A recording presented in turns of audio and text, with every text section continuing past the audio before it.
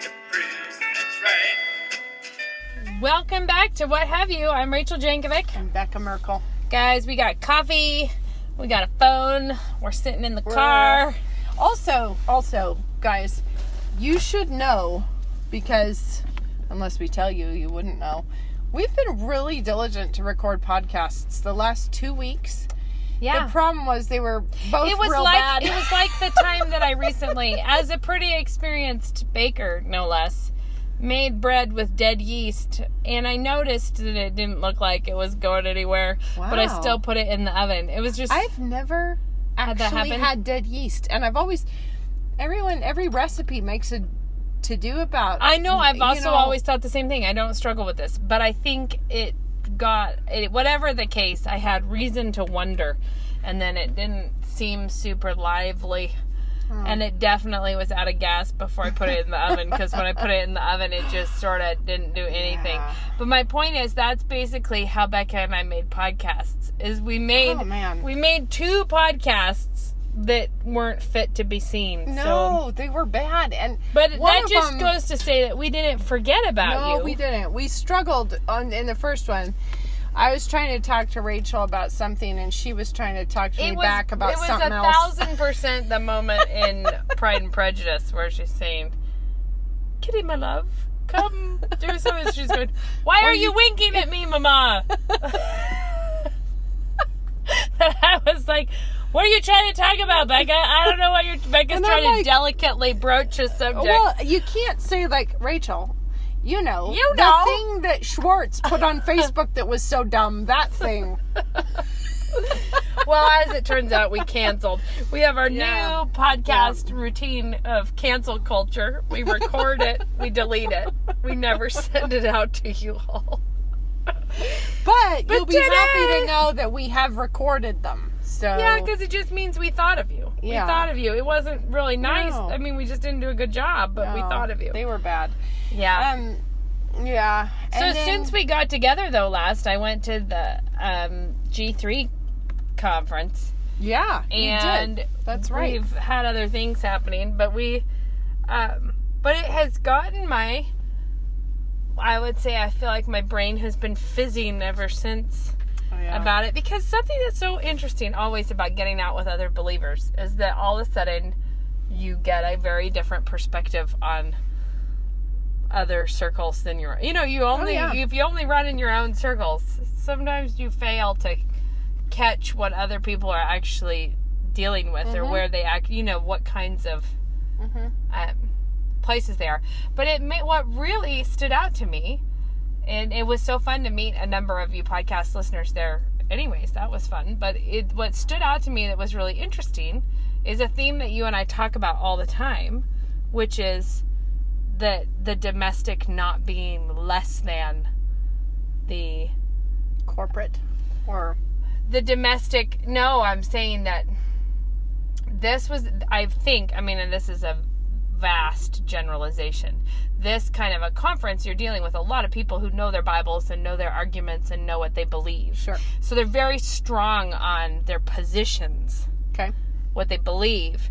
But that it's what just has been striking me lately, and not just there, but just in the world at large, is even in the Christian world, where you have all these people who are standing strong for complementarianism and not, they're trying to put a stake in the ground and good, solid biblical ground, but that even there, they're not willing to look domesticity in the face as a actual legitimate thing to spend your time and energy pursuing. But here's what I was talking to Ben about the other day. I was saying it is very funny. Maybe this came out of talking to you. I don't remember. Or maybe I said it to you. Who knows? But I'm quoting myself. Maybe we already podcasted about this one. I might have been repeating myself too much. But it's one thing to say older women should teach the younger women to, etc., etc. Now, there's 2 ways of going about that. One is to teach the younger women to be domestic, and the other one is to teach the younger women that the older women are supposed to teach the younger women that they're supposed to be domestic. It's like the Russian dolls of argumentation. Yeah, where it's nary a recipe. No, there's no recipes, but there's a lot of Greek word studies. And the thing is, there's totally a place for that, but No, there's not a place for that. There's a place for Greek word studies. There's no place for women doing the Greek word study and not coming out the other end with a practical application. Yeah. And I kept thinking about Titus 2. But the thing is I understand the dilemma because we live in a moment that disparages the whole thing. So there's a lot of effort being put into intellectual defenses of older women teaching younger women to be domestic. But at the end of the day, what good is it unless some people come out of it being domestic? Rather than what have you really done here? Rather than being experts in the field of knowing that people should be domestic. Right, but what I think struck me so much and was interesting and is the fact that we still, and I think this is not, I just want to be clear, I'm not only talking about at the conference I went to. I'm talking about because evangelical Christendom. Yeah. This isn't a thinly veiled... I'm not trying to hashtag this with all you who I just met. That's not what I'm doing. But it was just this topic got me thinking a lot, and it was like this was just a thing that was coming up repeatedly for me lately. And that is that we think things like, yay, Titus 2. But not so much that we think, so where are I want to say, we would not say godliness can be seen sometimes of someone's notes in the margins of their cookbook. Do you know what I mean? You got too many negatives going there, and so now you're going to have to restate. Keep up with me. I'm being really sharp right now. When you say we and they, then double negatives, who are the we, who are the they? Here's what I'm saying. Listen to Titus 2, this part. Let me find it first, because I'm not looking for the part about bond servants. Okay, let's see. The older women likewise, that they be reverent in behavior, not slanderers, not given to much wine, teachers of good things. I want to put a bookmark on that and come back to that. That they admonish the young women to love their husbands, to love their children, to be discreet, chaste, homemakers, good, obedient to their own husbands, that the word of God may not be blasphemed. That part that just says teachers of good things, that Paul goes on to say loving their husbands, loving their children, as though I think he's sort of filling out what are the good things. Sure. But so many Christians think the good things are like the attributes of God. Oh, sure. And that this is a total postscript that also you should love your... that they are honing in on this. And the thing I was saying about your cookbook is sort of based off of this, a really diligently faithful woman doing what she's told to do here, who's teaching the younger women and working on all of these things. What she's actually doing would not look like look like a Greek word study. It would look like a lot of notes in the margins of your recipe, of your cookbook, and your very practical. And hopefully your Bible as well. But you all know where I stand on the fact that you should read your Bibles. So I feel like But to not see there being a disconnect between reading your Bible and then going out and making the food. And not thinking that you're doing a lesser spiritual task now, when you turn from reading the Bible to living like a Christian woman who's loving her home and her children and her husband. Although, I do think that people would immediately jump to the Mary Martha question, which is Mary chose the better part, right? Which is sitting at the feet of Jesus. But I thought and listening to his teaching. I think I've always thought that was because Martha was choosing to have a toot about Mary. Not that Martha was doing the wrong thing. That she seems like she was having a hospitality crisis with much serving. Yeah. She's like, but look at that Mary just sitting there. Right, but Jesus does say she chose the better part. Yeah. If Christ is there, you should be listening up. So, I don't know. I'm just saying it is understandable that people would think, now don't go getting too caught up in your housework. I know, but I think it's interesting because So this kind of thing comes up because it's in Screwtape Letters, right, where he talks about the trick is to get everyone to be breaking out the fire extinguishers in a flood.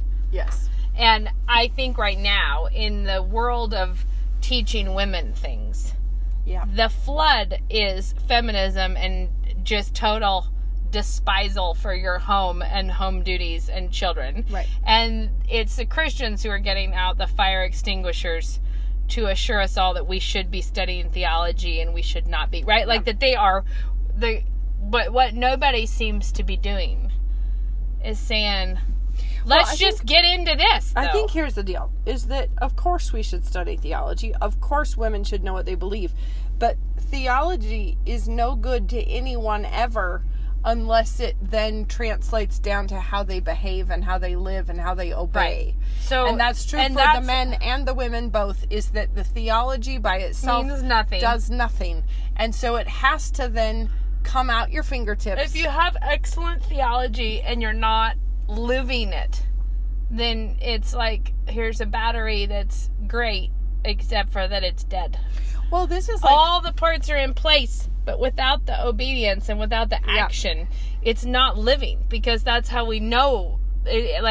So when we were in Oxford, Ben had, well, there was just a number of funny things, but you see these outrageous, it looks to me like such a contradiction that I don't understand how somebody maintains that. So there was a professor who he's basically like the leading world's foremost scholar on like the martyrs during the Reformation and the doctrine and everything else, but he's not a believer, and he's a homosexual, and not, but he knows it all.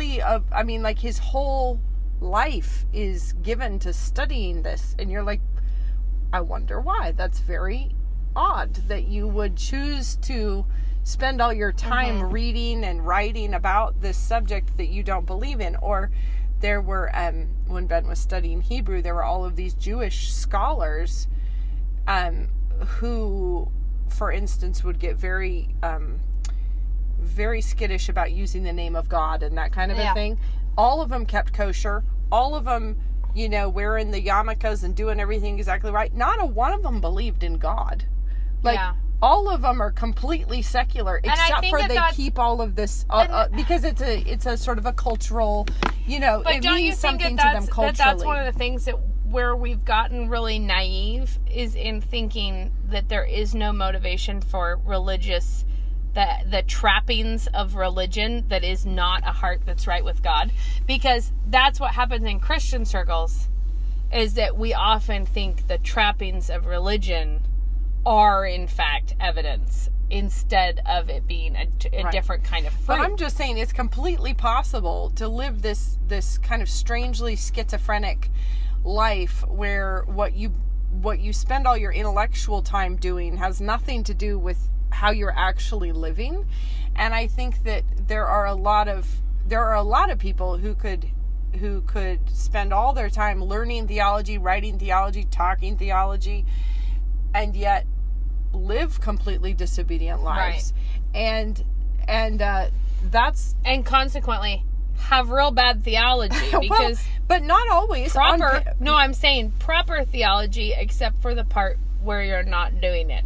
Well, that's what Jesus I meant. Said, do as they say, not as they do, kind of a thing. Exactly. Because there are people who have all of their T's crossed and all of their I's dotted, and yet they're not actually out there obeying. And so interestingly, there are also people who have wackadoodle theology and are nonetheless full of the joy of the Lord and really pursuing Him. And I think it just sometimes, that kind of thing is so good for us to see that God is much bigger than us. Of course, women should learn theology. Of course, all Christians should know what they believe. But it's not enough to stop there. It actually then needs to come out in expressions. And one of the things that I love is how absolutely huge this command in Titus 2 is. So huge, but very inspecific. He's not telling us exactly how to do it. No. He's not. Just imagine if the Word of God was like, I would like the women, to be sober-minded, diligent, decorating in the shabby chic style. I know. Vacuuming on this schedule. They're going to need to wash the dishes with this kind of a sponge, and they're going to have to, think of it. And the thing that's funny is that you were talking about the Jewish faith, and there you have the kinds of things where they have, through the years, developed an incredible litany of things you have to do that are very specific. Yeah, and I don't know. I think, of course, it's like starting baseline. We should know that the Bible does say older women, you should teach younger women to do this. But then, are we going to obey it or are we not? Are we just going to sit around talking about that? And so I feel like that's the transition to domesticity, where lots of people are hesitant to go there because that seems like it could get a little legalistic, a little embarrassing, a little bit not what our culture admires right now. No, and it feels clumsy to be like, let's talk about what we're going to talk about now. Brownies. Let's talk about, it can feel awkward, but at the same time, it's so important that we be willing to just throw ourselves into what God has clearly spelled out that we should be doing. I'd just like to say that I'm hardly an academic. So just don't think I'm trying to break the toaster boasting on that one. But as someone who was well educated, I just like to say that there is no academic challenge quite like the literal challenge of trying to run a home and trying to keep your children fed and cleaned and organized and there's a reason they refer to the ivory tower. Nobody's ever referred to homemaking as the ivory tower. I think it just feels like it is not a intellectually vacant task to do it. I think it could be. You can make it that way. You could make it that way if you really wanted, if you purposed in your heart to make it that way. But I know a lot of very intelligent, well-educated women who feel fully challenged by the work that they're doing at home. And not in a poor me, I have to keep repeating my duties way. More like this is a very challenging role. It just is a challenging role. You can make it challenging or you can make it not challenging. And I think that's... I actually think that's not true. You can either try to rise to the challenge or try to sink below the challenge. Well, sure, but I just mean it's like you could go to the gym and you could go ahead and, I don't know, pretend to do crunches, and you could cheat on your push-ups. Take a nap at the gym. You could turn the treadmill all the way down, and at the end of the day, it really, you're the one that decides whether you're going to push yourself or whether you're going to just kind of pud out off. But I on think the it's side. like Chesterton had that great in Brave New Family, right? Yeah, would be in Brave New Family, where he just talks about the woman's role of introducing children to the entire world, to everything. Like that, it's not the smallness of the job that is overwhelming. It's the bigness of it, and that when people, flounder and die over this being such a. It seems to me like when people don't want to do it anymore, or when they want to make light of it, they never are doing it because it's so challenging. I can't rise to the challenge. It's because they want it to be like, it's not rewarding, it's miserable, it's, maybe they would say it's hard, but they would not say it's not like a challenge that's in any way prestigious. But you know what it is? I think it's maybe, I don't know, maybe I'm just being weird, but it seems like the difference between whether you approach it as a calling or as a job. Because if you went and got a job at, I don't know, Hardee's restaurant,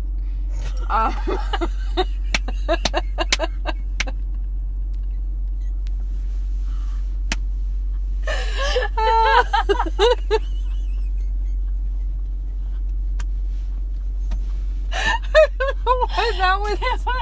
Do we have to tell them why that tickled us so much? I just had a huge flashback.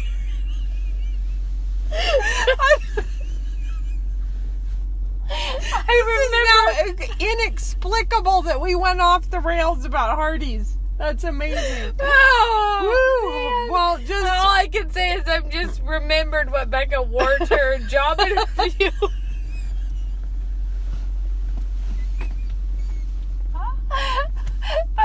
Which is so funny because I just But said she Hardee's. never worked there.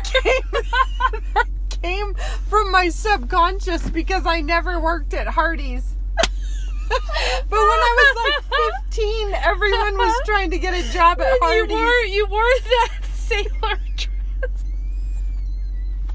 The drop-waisted sailor dress that I wore at a much tubbier and less flattering angle later. For like the world's worst family picture where I... Wow. Woo, guys. Memory we lane just brought on up. by Hardee's. Oh, wow. Also, in other like bits of trivia, we haven't had a Hardee's in Moscow for, I don't know. I don't think I've ever eaten at a Hardee's. No, neither have I. And I didn't remember. Literally, my only knowledge came out was of my Becca's mouth. outfit she wore to a job interview. Well, also, what I'm going to mention here is that I think the reason that random thing came to mind is I was going to say, if you decided to get a job and then you decided you didn't want that job, because that's what I did with Hardee's when I was 15 or 14. I think I must have been 15 because there was a big rumor going around that you didn't have to be 16 to get a job at Hardee's. It was everybody's big chance to get in on the Hardee's anyway, payroll. Whatever the scene is at Hardee's now, if you are thinking, maybe I'll take that job, maybe I'll quit that job, maybe I started that job and it was no fun, so I think I'll quit. Yeah, totally. That's how you can approach a job. I mean, it's a free country, and if you don't like Hardee's, then quit. Don't work at Hardee's. As we don't. As we once considered, but we decided against. Took it into consideration once. Whilst wearing a sailor dress.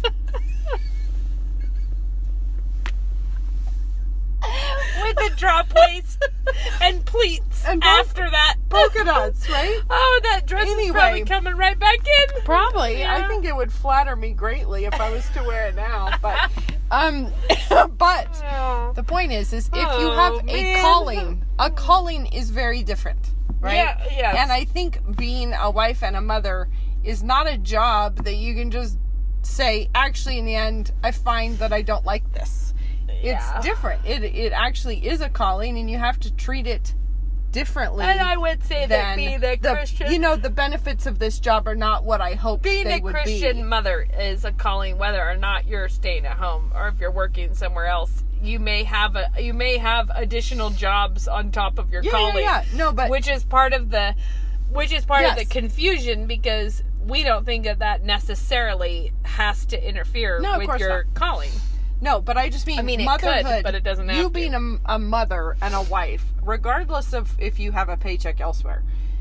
If you're a wife and a mother, you can't treat that as a job that you discovered you didn't care for very much, so you're just going to sign off. I'd rather farm it out to somebody else. Yeah, that's not on the table.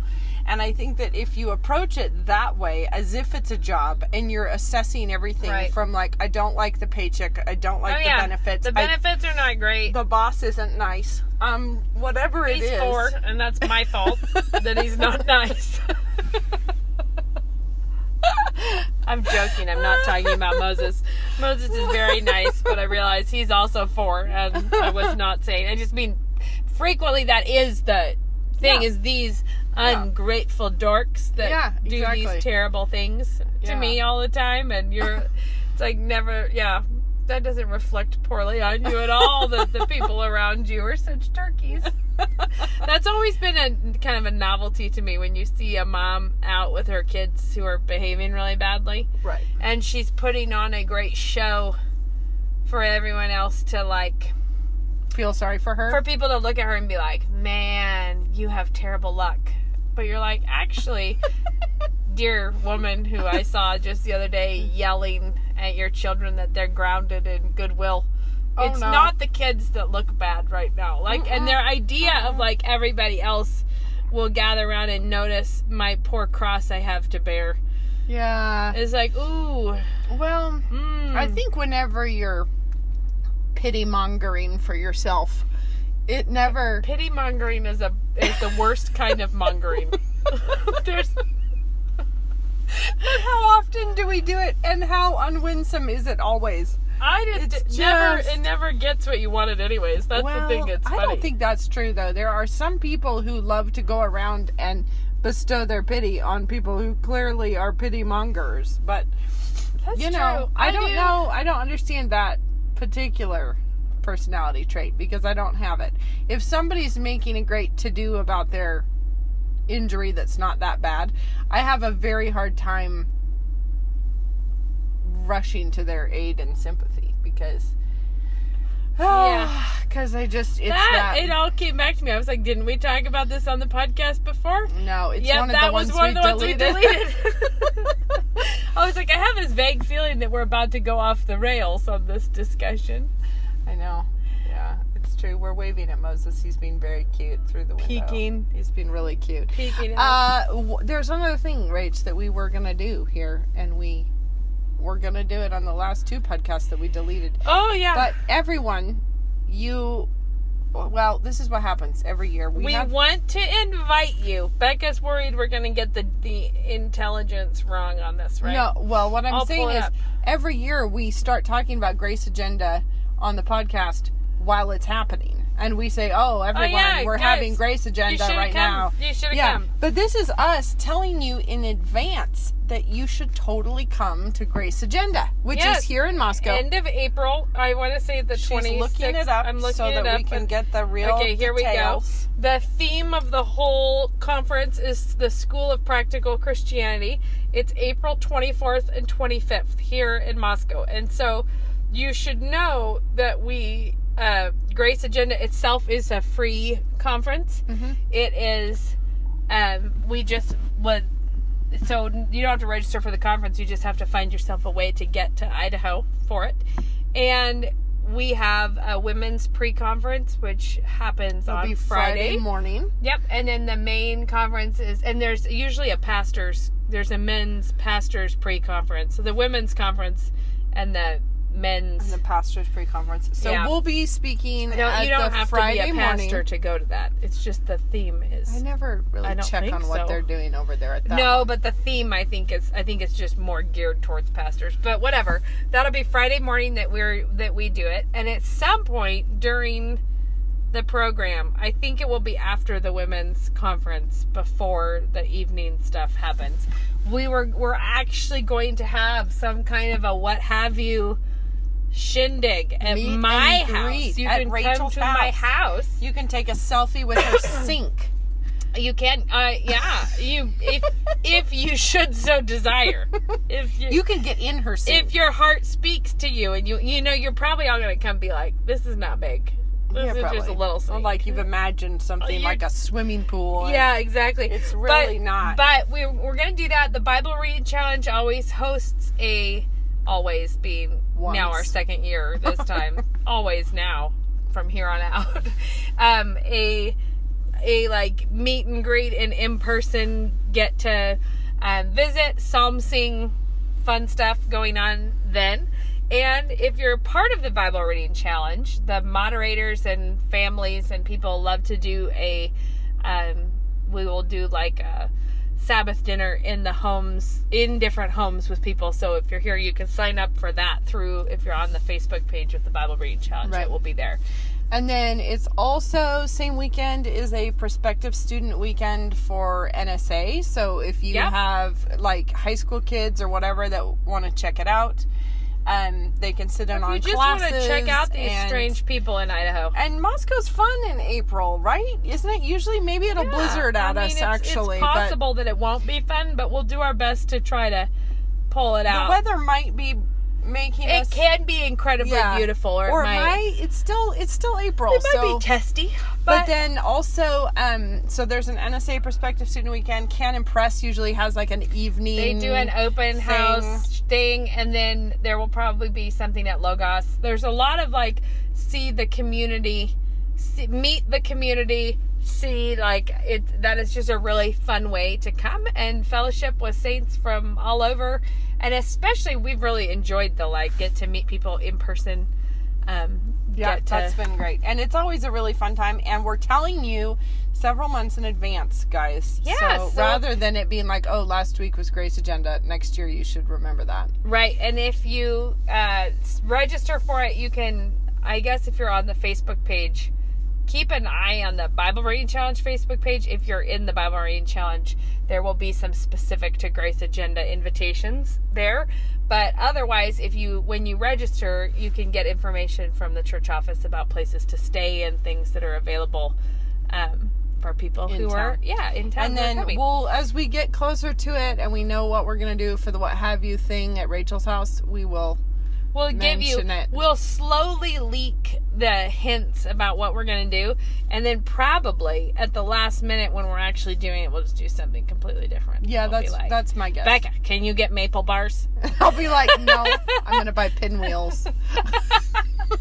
We're going to get our best. You have to know in advance that there's no way it's going to be our most shining hospitality ever, because Grace Agenda is a wild time. It's very wild. But we will be delighted to have you all here and meet you in person. Yeah, and it is funny though, because it's a great weekend for everybody to come because there's so much going on and it's all like organized so that there are things to do. But it does mean that trying to like have anyone over to my house is probably not. You're gonna have somebody to your house, but I just mean it's like you're trying to prep talks, you're trying to be everywhere, you're trying to go to all the things. It's not the most calm moment to. No, but we love to do it, and we love Moscow, so we love sharing it with other people. Yeah, Moscow's worth visiting, guys. You should definitely come. It totally is. And if you didn't have a reason to come to Idaho this is your big chance. You kind of do have to mean to come to Idaho because you don't pass through like on your way somewhere else to anything ever. But Idaho is a beautiful state and well worth visiting. So it is. Yeah. It's so totally Becca, gorgeous. do you have any tips? There's the big plug that we gave. And so far, I don't think we've done anything on this podcast that makes me feel like we're going to have to delete it in the future. So, well, you haven't heard my tip yet. No, I have not. I have one because I keep being like, hold that thought. Yeah, I keep being like, tip. Oh, there's my big tip, but I can't remember it right now. Oh, it's helpful. In the kitchen. It's a kitchen tip. Okay. Specifically a kitchen tip. What would it be, Becca? What would my kitchen tip be? You just showed me your basket of measuring cups. Yeah, that's not. I wasn't gonna take that out on the tip street. I have a really hot tip. It's just not a tip, everyone. I'm being facetious.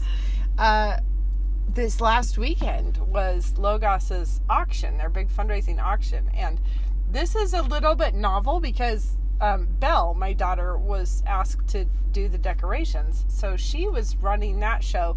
And I helped, but I was just helping her with what she needed help with. It was sort of like, her vision, her stuff. And then she got Hero, my other daughter, to do the flowers. And so same thing, like they just ordered all the flowers. I was no part of that. And then Hero's trying to do like 30 arrangements on the day, which were really cute, I must say. But I'm a terrible florist. Terrible. So I'm trying to help her assembly line these things. And I'm like, Hero, what do you want me to do with this? Like show me how long you want the stems, because I will make bad decisions if you leave it to me. So anyway, I'm trying to do the basic, this is how many roses in each one, this is how many of the other, I'm trying to get it there for her, and then she would take them as I finished that, and she's putting the finishing touches on them. But there was the theme was black and white. And so she was looking for flowers that would work with that. And there's, are they called Billy balls? Maybe. Billy balls, I think. Is that and the they one come that you in black. told me that they looked like a pellet? Yeah, they're like, You're little like, round. no. I said, is Sort it a of like pom? You said it's a pom-pom. And I said, a mum? And she said, no, like a pellet. It is like a pellet. It's like a little, kind of almost It's like hard. a seed pod kind of a well, thing. Yeah. but it's kind of like a chive. No, sort of like a chive. But anyway, they have these really long stems, and they do come in black, but they weren't available in black. So the lady that was helping the girls do the ordering said, well, you can just paint them when they come. So guess who had that job? Was me, painting all the Billy balls. And so I'm like, this is bad, because you don't want to paint the stem. You just want to get the... And they were told just spray paint. So that's what I had, was black spray paint and these flowers with these really long stems. So I'm trying to figure it out. Like, there is a floral spray paint, but that is not what you would use on something like that. It wouldn't have to be. Yeah, It wouldn't have to be a... because it was hard. It wasn't like petals that would crumple up. So I am pioneering new methods. So this is Becca's tip.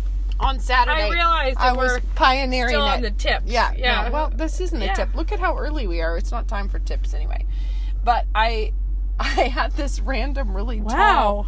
Yeah, see? Yeah. I had this random really tall box that a roll of paper had been shipped in for the decorations. that was definitely the best idea. So I then taped paper across the top of it, poked holes all over it with a skewer, dropped all of these in. This seems like a familiar move to me, so I wonder when I'm like, oh yeah, obviously this is the choice. But And why? so then you just have all the blossoms sticking out the top, and then spray paint those, and then you can fish them all back out again. I tried it first with saran wrap, and that was a terrible move because because the saran wrap tears, then the paint runs down in the holes, then the paint makes the saran wrap like curl up and it pools and do weirdly. strange things. Yeah, no, bad idea. Paper, guys, and poke holes with a skewer. Drop your blooms through. There you go. Paint the tops. Do that repeatedly, over and over and over and over and over for way too many blossoms. I think it was, I don't know, 300 or so that I painted. Yeah, good job, you. Yeah, that's why my hands are still black around the edges, because it was like... it was a thing. Man, every time I'm in my kitchen, I'm like, remember, Rachel. Remember Good the tip. tip. Good tip. Do you want me to start listing things like kitchen soap? No, it won't help me with that. I just keep thinking that truly. You know what I have think a I great told idea. everyone a few weeks back, but we deleted it, is that we have one cupboard now in my kitchen, and it caused me to overreact and make labels for everything that's inside. It's what happened. I don't think you told me that you'd made labels, but I should have known. Labels, they're everywhere. That was something that we told about. Becca had a satire of her own life dream. and she was fool enough to tell me the satire of her own life, wherein she had when a you crisis. say a dream, it was a genuine dream. Like, she was asleep. it wasn't and she a dreamed, hope and a she dreamed a aspiration. caricature It was a of dream. herself. Yeah. Wherein she was throwing a party, but the labels for individual slices of pizza had failed to come on time, and they couldn't get the sticker labels on the tops of every piece of pizza. Yeah. And that speaks to like the heart of Becca's need to decoratively label. But it was one of those kind of stressful dreams where the party that everyone's here and the labels haven't even come you're doing yet. it all wrong, and how will they know to eat this pizza I if have I to haven't put label a sticker on every it? slice. It was a big triangular label that I was going to put on the very top of each pizza piece. I made a really good, I just really enjoyed that because I thought even in my biggest fit of satire, I would not have thought of that. Becca had to dream it. She had to dream it herself. Rachel wouldn't have made fun of me that bad. If She would have, if if she Rachel could have. had the talent to be a graphic designer, then we would know how much I have an instinct for labels. But because I don't have that talent, there's nothing for it. Well, I labeled the things in my cupboard, and I'm not sorry. I am not sorry. You don't need to be sorry. They're real good, Rach. And I have, because we talked about this on one of our deleted ones. I have a chocolate and vanilla cupboard in my little baking center. And Rachel made fun of me for that too, but it makes me happy. I didn't make fun you of did. you. You Never. scoffed. Never. You did. You make fun of yourself. Just by being myself. Just by She's saying like, you have a chocolate and vanilla cupboard. Actually, I have no objections to that. My kitchen does not have as much cupboardry as it could accommodate. Well, it can't accommodate. My kitchen has no cupboardry at all until right now, where I have one cupboard. You guys, it's big. It's a big time. I'm basically a little too pompous now that I have one cupboard. It doesn't have doors yet on, but it's got shelves, so I labeled the things. And I did 2 big bottles of vanilla. This is what we were talking about. This is what started it off, is I made 2 big bottles of vanilla and put really good labels on I do have a tip. Okay. That I got out of my restaurant If cookbook. I stalled long enough, we knew it would come back to her. No, it's really weird. I haven't used it yet, but I ordered xanthan gum. Yeah, xanthan I have gum. always seen that, but not used it. Yeah, but once I found out that it's just not generally used in home kitchens because such a small amount of it thickens something. But the comment was, if you're ever making restaurant-sized batches of sauces and things, it is the best thickener because it thickens without changing. So little of it thickens it that it does it without changing the flavor at all. Where if you have a big vat, if you're making like soup that needs to be thickened in some way. Can you thicken soup with it? Yeah, you could, sauces and stuff. Weird. But the point here is that we live a life of large quantities. If you ever try to make like a really large quantity, like sometimes this is a situational problem that maybe nobody else has other than me.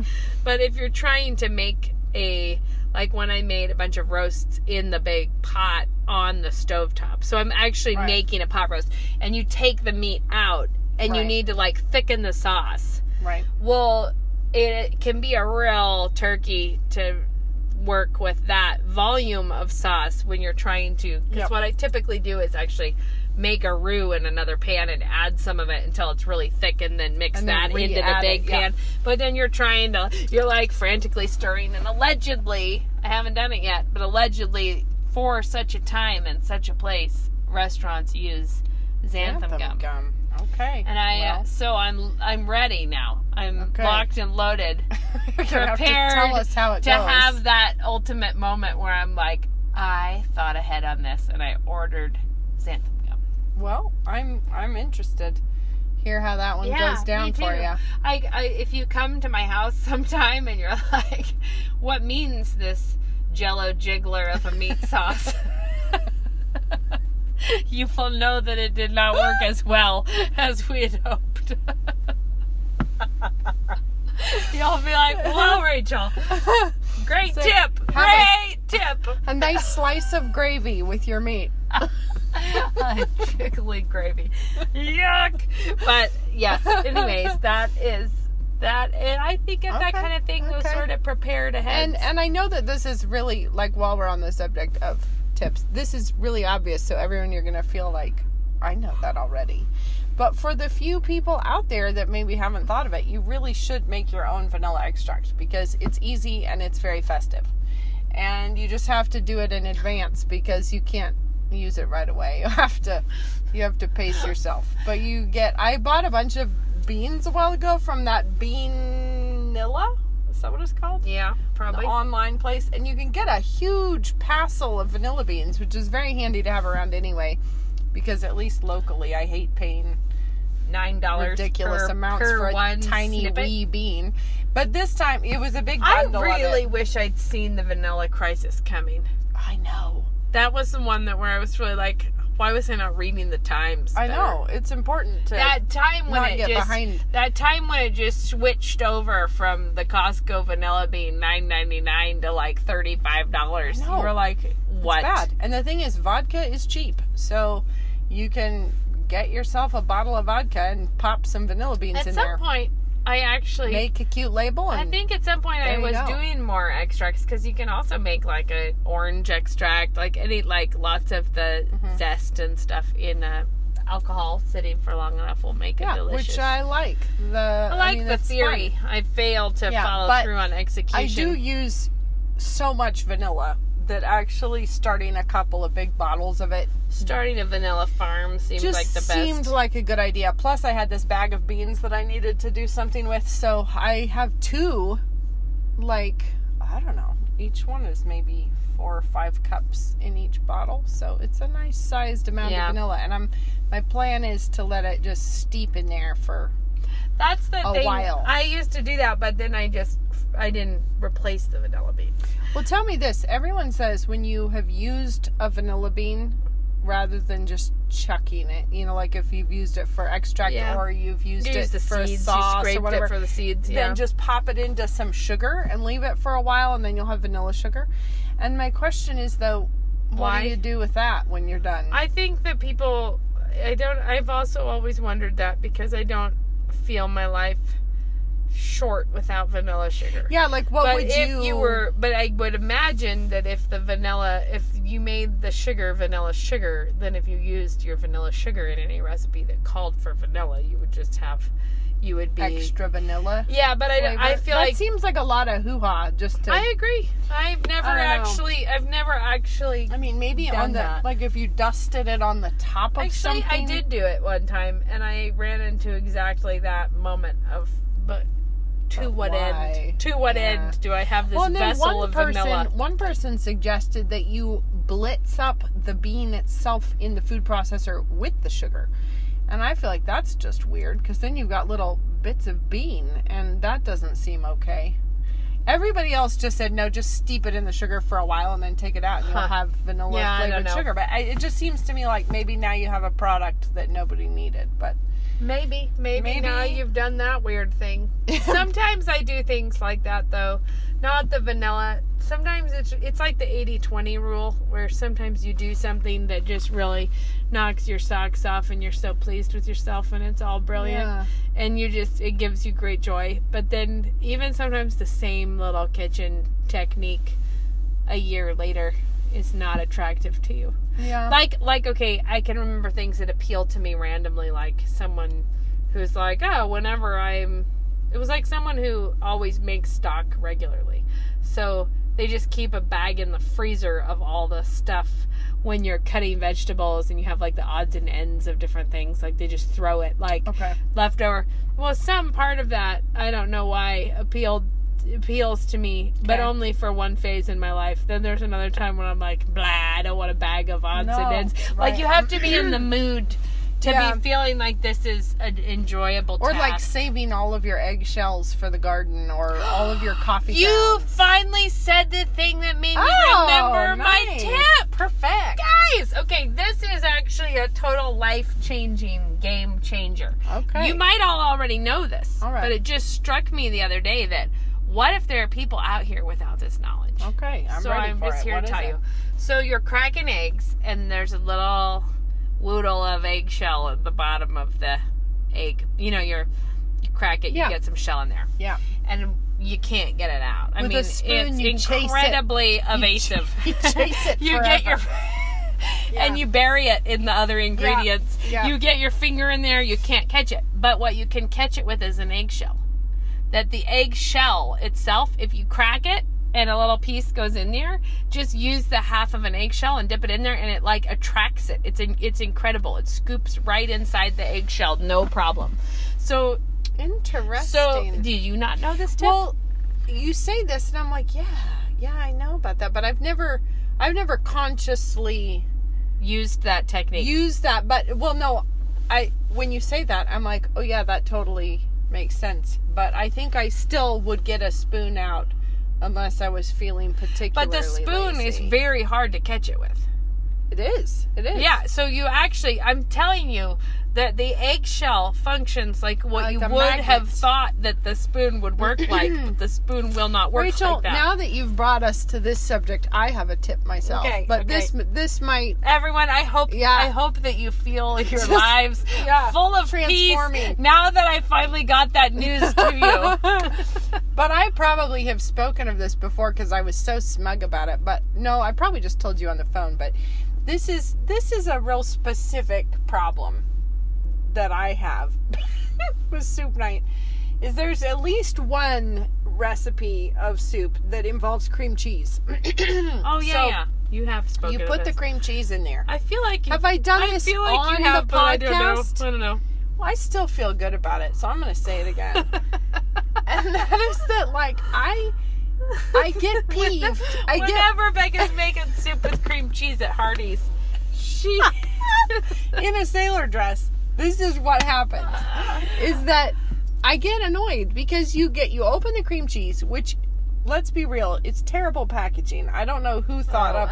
You know what? Why? No. Why? No, whoever thought up the way that you have to use cream cheese, what they did not take into consideration was that you would ever need to use more than one cream cheese. Right. Because by the time you've opened one, you have a little film of cream cheese on your hands, which makes grabbing that little tinfoil packet just murder. Like you're trying to... I know, I hate it. Oh, that's and the the worst. thing is all right, so you open up your tin foil of doom, and then you get a knife out and you scrape the cream cheese off of the foil, missing a bunch as you go because there's little blats of it all over the foil, and then you try and thwack it off into the pot of soup, and you try and do that without it causing a great splash.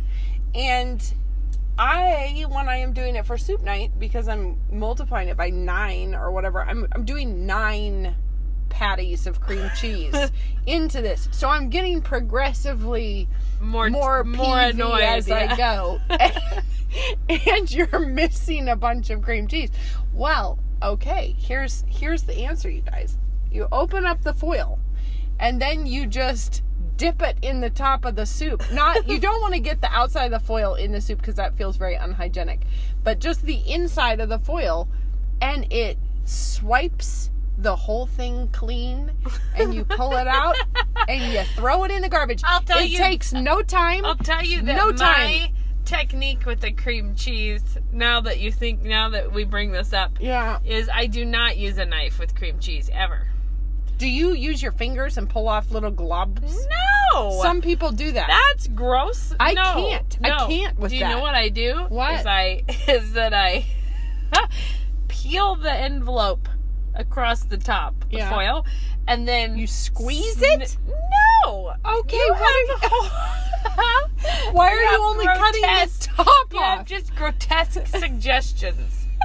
I don't put cream cheese in soup. I don't have a soup that I put cream cheese in. So when I'm doing cream cheese, it's because I am making that decadent pound cake that I don't know, or frosting or something. So most of the time I'm trying to get a thing of cream cheese into a bowl. Yeah, not into a wet receptacle. Right. So it has to be hot. It's the I know, but here's the thing. Hot and wet. If you snap it open, if you peel it, you get it ready to go. You snap it and flip it. I fling cream cheese from the tinfoil, and then I worry myself not with anything that's left on it. But it's only ever a very small... And you couldn't have your mixer... You couldn't have the bowl in your mixer when you were doing that because you couldn't aim properly.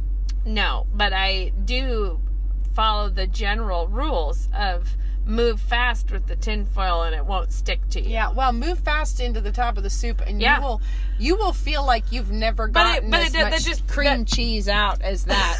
But I do have... I have an anti-tip, which is that after I've gotten the blobs of cream cheese into the soup, then I hate my life because I'm trying to incorporate that into the soup. It's terrible. And also cream cheese it melts quickly in one way, but when it's a clob in a thing, it doesn't go fast. Yeah. I think you should consider a different approach.